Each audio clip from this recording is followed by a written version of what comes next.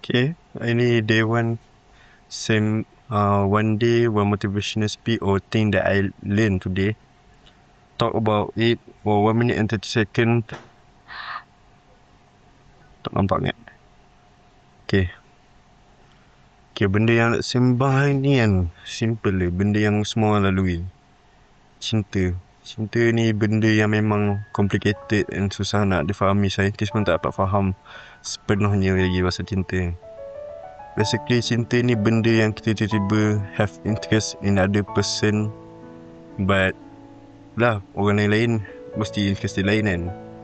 So, for me, benda yang aku belajar pasal cinta ni lah kan, benda ni tak boleh dipaksa or force, because dua-dua pihak perlu memahami satu sama lain dan tidak boleh memaksa lah. Kalau tak, membuatkan lagi satu pihak tidak selesa.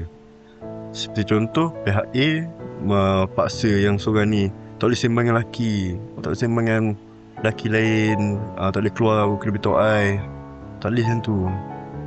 Tak boleh paksa-paksa macam tu. Tapi maybe dia punya intention is for being careful, because dia sayang sangat kat orang tu, and then dia tak nak lose another person. So basically, cinta ni benda yang susah nak fahami. And yeah, aku pernah rasai cinta tu. Dia kadang-kadang sakit, kadang-kadang gembira. And then yeah, sekarang tengah tengok Tuhan tunjuk aku ke mana. Okay. Okay, perfect. 1 minute and 30 second. Okay, that's all. Aku akan post setiap hari sembang ni sampai setahun ni, insyaAllah. Kalau ada masa ada tu, aku akan post setiap hari. Okay, bye bye.